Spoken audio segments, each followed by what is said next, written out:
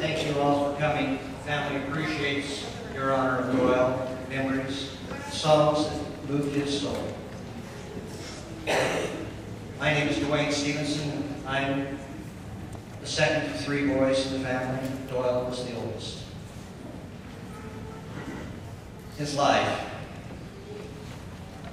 We often give dates, names, and different things like that. But I'm going to give those, but I'm going other places as well. The things that I remember, the themes of Doyle's life. Doyle Ivan Stevenson. Doyle was the name of my mother's brother, Doyle's uncle, who was a missionary in China. He got that name that day. His middle name, Ivan, was one of the names of his grandfather. It had been a family name for generations. So on his father's side, he got the name Ivan. Mother's side, Doyle. Father's side, Ivan. And of course, Stevenson was the family name, meaning son of the ground, if you're speaking in Greek.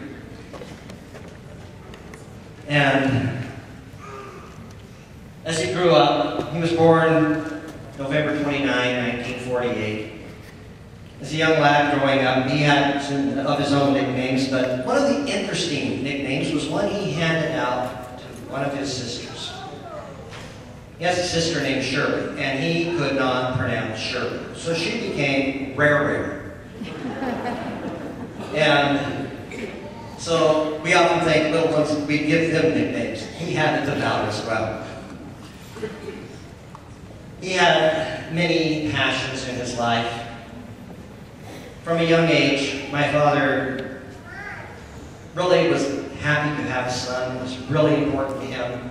And he doted on my older brother in ways that were unique to their relationship. Doyle was given trains, Lionel trains, later HO trains. My dad built a whole train set, big long table sections, master controls, minor controls here and there all over the place. If you've ever been to an HO demonstration, he loved his trains, my brother did. He enjoyed games that had to do with trains, whether they were on computer or table games. He loved anything about trains.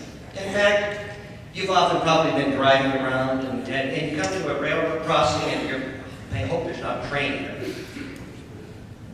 He might slow down a little bit so that maybe the crossing guard would go down so you could actually enjoy the train, because railroad crossings were for enjoying trains, not to complain about, oh, there's a train in your way. He loved trains. Matter of fact, one time I remember we went out of our way to go see a locomotive, a steam locomotive come through town. And, that was a really high point for him. Another big thing in his life was music. He started taking piano lessons at a young age. He had an organ and he started taking organ lessons. And he took those for a little while, and there was more to music than the lessons to him. A song that was, the score was written on the sheet. That was interesting, but that wasn't the song. The song was happening when it flowed through you and came out with your interpretation. The music on the sheet was kind of a general structure. Once you had that fluid way, you got to the music, because then the music happened. So he did that. He loved playing the piano for children. As he grew up, he loved playing the piano for people who really enjoyed music and got into it. And one of his songs that he was known by, playing for children, was Grandpa Noah. It's a story about Noah and building the ark. God telling him to build the ark. All the scoffers. Finally the rain came, and there was the storm, the upheaval, and everyone who was in the ark was safe. And that was a special song that Doyle had. One of the songs that was probably, I know he had certain favorites later in his life, many of you knew, but throughout much of his life, one song he and I would often sing together was, "Somewhere beyond the blue, there's a mansion for me.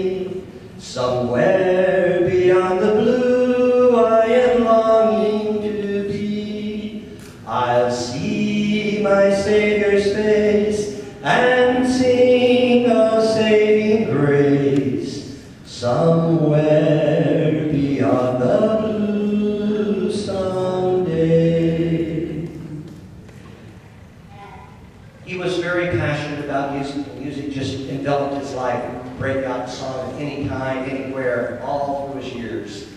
But I think many of you know that.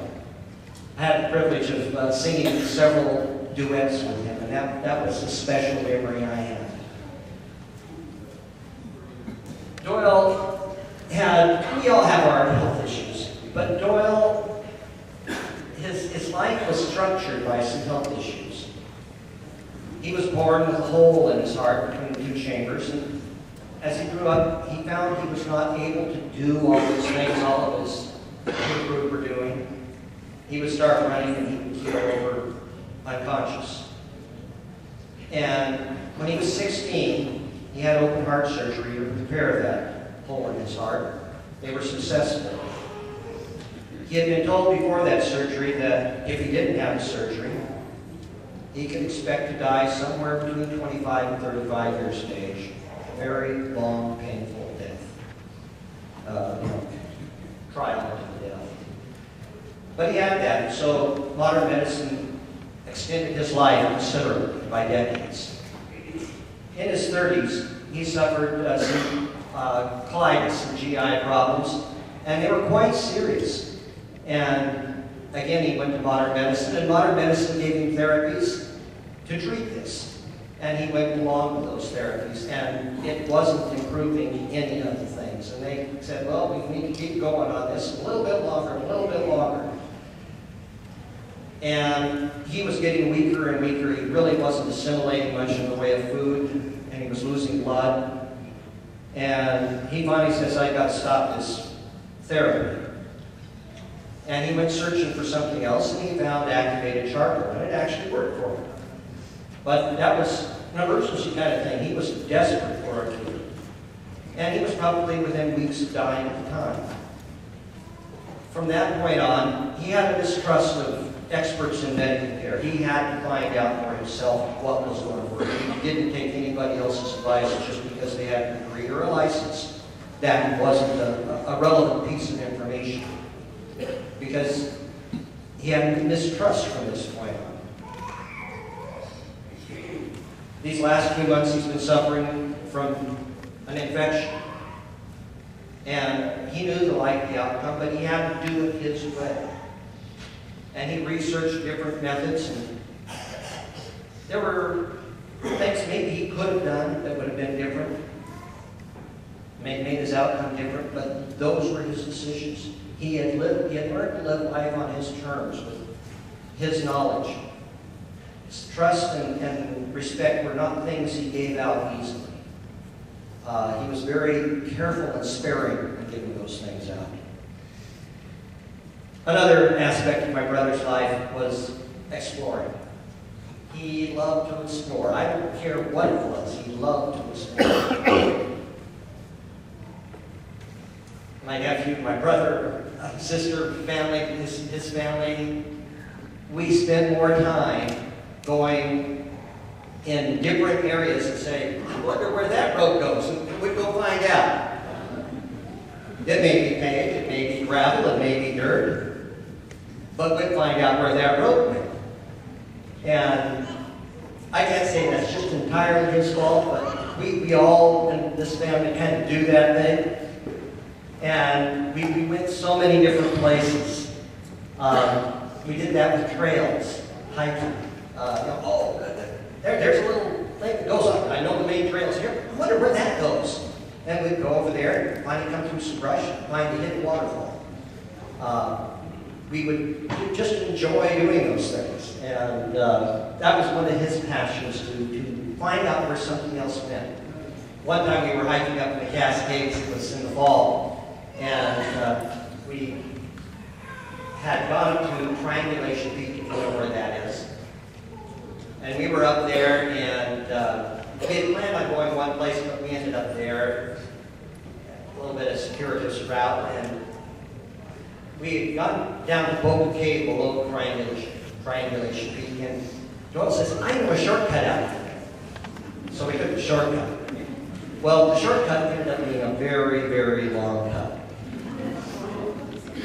And Doyle and Irma made it out after dark. I took the dog and the kids, and we went on our way. It had been a warm fall day, and we shed our coats along the trail, thinking, we're going to come back this way, we'll pick them up. We couldn't see a coat. But fortunately, Doyle's dog, George, he loved dogs, and especially collie dogs. We grew up with collie dogs. And George was kind of his dog that he always wanted. And George was with us, and he would, we were kind of holding him. We didn't have even a leash for him. We tied a scarf onto his collar and were kind of going a little bit. He would veer off to the side of the trail because it was pitch dark. And let us know where the coats were. And there were bumps in the trail, and every time we came to a bump, George would stop, keep going. But Doyle and Irma would follow on their hands and knees out from there, most of the way, because it was so dark, trying to find the trail and get out that night. And we all made it out safe and sound. But what was especially neat about that long cut was the story that came out of it. Because we looked at that ever after as the mountain where God was with us. Because I went and listened to the news the next morning, and the weather reporter was saying, we have no idea why this weather front stayed off the coast all night. It should have come on. We have never seen anything like this before. But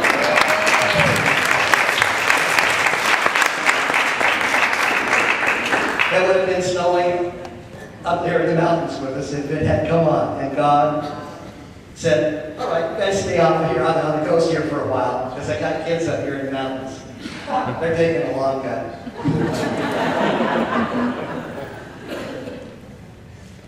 Another thing in the exploring, we had trail bikes when we were young, and my older brother, my younger brother especially, really enjoyed trail bikes. I wasn't as much into that, but they were really into it. One day they took off on a trail up in the Mount Hood area, and on the trail bikes, and they were just going and going and going. I had no idea how far they went. I'm sure it was miles. And all of a sudden they were on this narrow road. It got very, very narrow there, and up ahead was this bear. I mean, they come around the corner, here's a bear, and they have no idea what to do. They freeze, and they slowly back up the motorbike on the trail because they can't turn it around. And they back up and back up and back up until they're out of sight of the bear. But his exploring took him everywhere. Other things that he would explore were crafts. He loved to find out things. He wanted to know how things work. It's no good getting something. You have to take it apart and find out how it works. And whether it was mechanical or carpentry or just about anything. And we worked on many projects together. It was an enjoyment. We fed off of each other. I would go do something, and he would go do something. But his skills in carpentry were something. He had been trained by an old carpenter who had showed him that you can just about build anything with nothing more than a finishing knife. And he would often try to do those things and figure out, how do I do it with just this one tool? And he not only explored in crafts and things in the geography, but he loved exploring the Bible. And we would search through the Bible. I can remember one time especially, we were researching the Sanhedrin for whatever reason. I can't even remember the reason now. But as we were going through and trying to find some of the history of it, we found some interesting things. And out of that comes the story of Jesus being asked whether we should pay taxes or not. And he asked for a coin. Let's look at the coin. Whose picture's on it? You know the story. Caesar's. Pay to Caesar what is Caesar's, to God what is God's. But there is more behind the story, we found out when we researched the Sanhedrin. They had obtained the right to collect the taxes that were due to Rome in order to have some power and say in their area of the world. And as part of this, they got this one thing. They've got to remit the taxes. Well, how do we do this? Because we can't soil our hands with the taxes. So they auctioned off the right to collect taxes. And Dwayne Stevenson won the right to collect taxes in a certain area for so much money. I got excommunicated with no opportunity for salvation ever. And it was an interesting thing. You know, how does this whole thing work? You guys got the Texas to sell it off. Now, my God, and you get, you know. But out of that, we saw Jesus in that story. Not bringing up that fact, which was documented at the time. It wasn't hard to find. He doesn't bring up the facts. He brings up something else. That truth and the facts aren't relevant unless they're imbued with love. And the way he responded to the question was with the facts that brought out love, not the facts that won the debate. Doyle had a passion for God. I think everyone that knew him knew that about Doyle. Passion only grew through his life, but early on he wanted to become a pastor. He went to college majoring in theology. He took all the classes. Oh, he loved Greek. He blew everyone else away in Greek. And that was something he talked about for years, how he loved studying Greek. And he went through his theology major till his senior year. There was one class in the theology major he couldn't take, he couldn't do. And so he ended up with a religion major instead of a theology major. That one class was pulpit address. He couldn't get up in front of people and talk. Now, I think everyone here has seen him get up in front and talk. But at the time, he couldn't. He had a good friend who could. He wrote his sermons for him. His friend gave the sermons, gave Doyle sermons. But it took Doyle years and years to get to the point where he could get up in front of people with confidence. And he spent his whole life hoping someday to be a pastor. He went into computer work. He was working in a nursing home with Irma. They had ran a little nursing home together. He moved irrigation pipe. He did all sorts of things. One of his first jobs was actually building campers. And he had all these other careers. And finally, God blessed him with the opportunity to be a pastor. And he called many of you his flock. His little flock, but his flock nonetheless. And he cared for you a great deal. His passion for God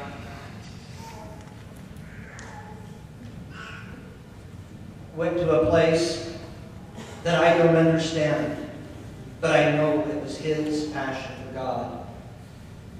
In deciding what to do on his health, he put it before God, put it in a basket. He said, God, which way do you want me to go? I will go whichever way you want me to go. He wanted that so much, to have his life totally driven by God. Whatever the cost to him personally. And he did that. And I like to think that the last big action in his life was one that also, unknown to him, tied up with God. That Sunday afternoon, he and Irma were doing the laundry. She had driven over with the laundry in the RV park where they live. They have a little laundromat. She had driven with her RV over there. And he was folding the clothes. Afterwards, he and Irma were folding clothes. They put them in the car. She drove back to the RV and he walked back. Shortly after that, he says, "It's hurting, Irma, come and rub my back." And that's when he passed. But his last thing was folding the laundry. The laundry was the thing he did. In a way, our Savior did. That is the last thing. He did the laundry, and at his resurrection, he folded it. And in case you didn't know that that was the laundry, it says, our robes must be washed in the blood of the Lamb. And that's where the blood came from. Many wonderful memories of Doyle, but there's one that sticks with me most prominently. Going for a hike up on a mountain ridge. And he would go out to a point and sit down and just look out. And I would be back, and I would see his back. He wouldn't be facing me, but it was just a quiet moment with him. I don't know what his thoughts were. But whenever there was a place of imminent grandeur, a vista's way out, he would want to spend time just absorbing it, let it all sink in. I will miss my brother, but I will see him again someday.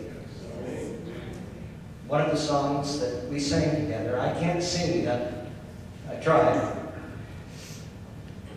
When the trumpet of the Lord shall sound, and time shall be no more, when that morning breaks eternal bright and fair, when the saved of earth are gathered over on that other shore, when the roll is called together,